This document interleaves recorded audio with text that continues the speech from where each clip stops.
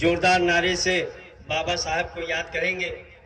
बाबा साहब अमर रहें, अमर रहे, अमर रहे। बाबा साहब अमर रहें, अमर रहे, अमर रहे। बाबा साहब अमर रहें, अमर रहे, अमर रहे। धन्यवाद।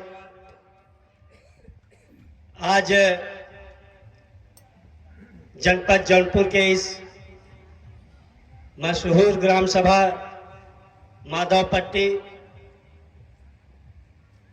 जिसने तमाम आईएएस और पीसीएस दिया है इस देश और प्रदेश को, इस ग्राम सभा की पावन भूमि में आज हम सब भारत रत्न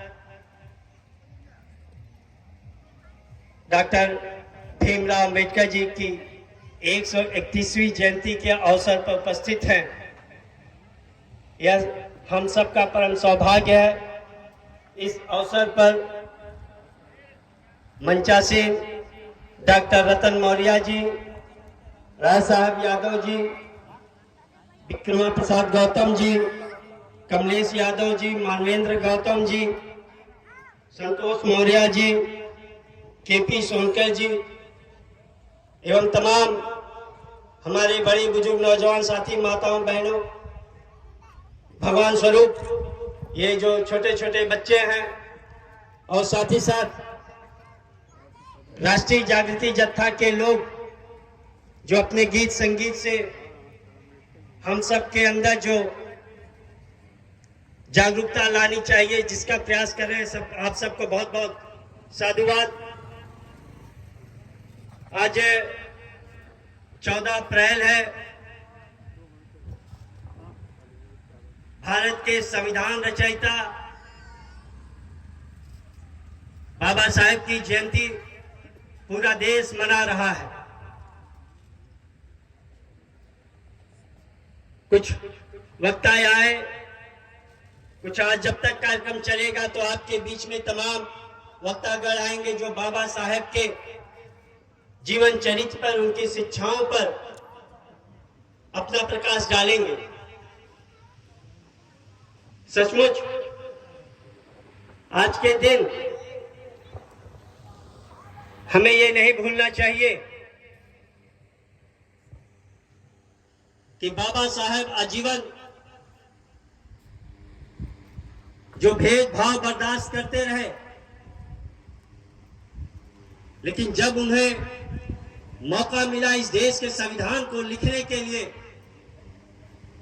तो उन्होंने उन लोगों के साथ भी भेदभाव नहीं किया जिन्होंने उन्हें आजीवन भेदभाव बर्दाश्त करने पे मजबूर किया, और संविधान के अंदर भारत के प्रत्येक नागरिकों को एक समान अधिकार दिए। हम सब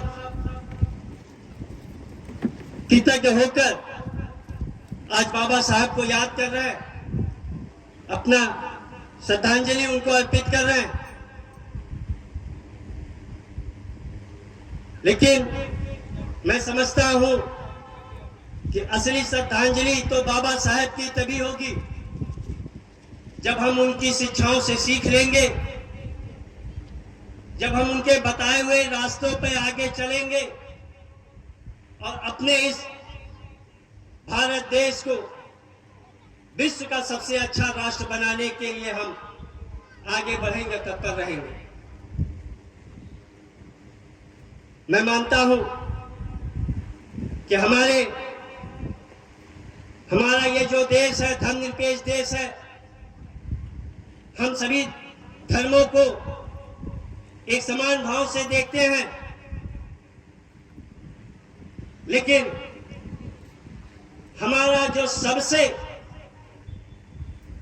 बड़ा प्रेम होना चाहिए, राष्ट्रभक्ति होनी चाहिए, तो वो तो तभी संभव है जब हम अपने देश के संविधान से प्यार करेंगे, मोहब्बत करेंगे और उसको पढ़ेंगे, उसको जानेंगे, उसको समझेंगे।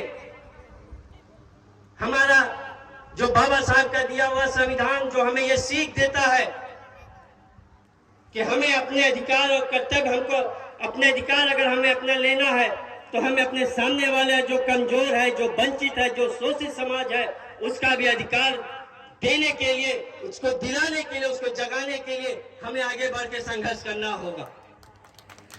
जब तक इस देश का सबसे कमजोर व्यक्ति संविधान के सहारे खड़ा नहीं होता, तब तक बाबा साहब को असली श्रद्धांजलि नहीं मिल सकती है।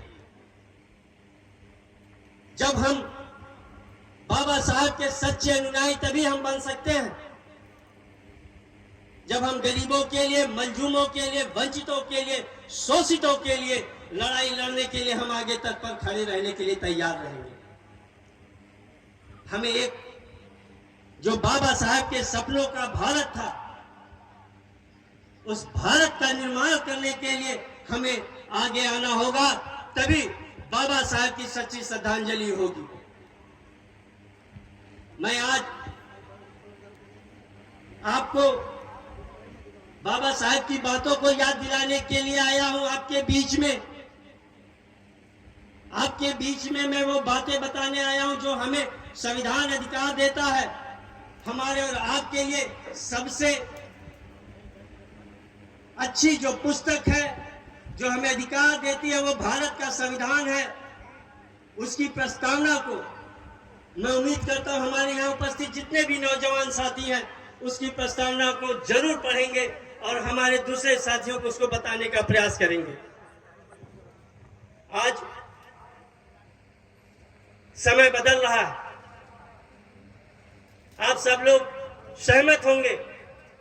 तमाम आज जो सत्ता में बैठे हुए लोग हैं, जो भारत के संविधान को कुचलने का प्रयास करते हैं, वो भी आज बाबा साहब के सामने नतमस्तक होकर खड़े होंगे।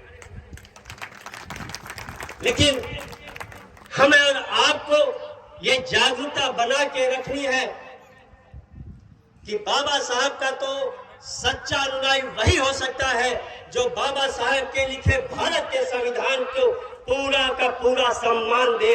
वही सबसे सच्चा भारत का बाबा साहब का अनुयायी होगा, जो भारत के संविधान को सम्मान दे, जो भारत के संविधान को टुकड़े कर रहा हो,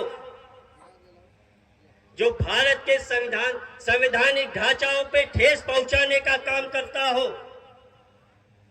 जो भारत की अमन शांति के साथ खिलवाड़ करने का कार्य करता हो, वो कभी भी बाबा साहब का अनुयायी नहीं हो सकता है। वो कभी भी बाबा साहब को मानने वाला नहीं हो सकता है। वो तो चुनावों में आपके यहाँ दलित सहभोज के नाम पे आ जाएगा, लेकिन जब चुनाव नहीं रहेगा तो बाबा साहब की जयंती मनाने के लिए आपके बीच में इस चिलचिलाती धूप में आपके साथ खड़ा होने और बैठने के लिए आपके पास नहीं आएगा।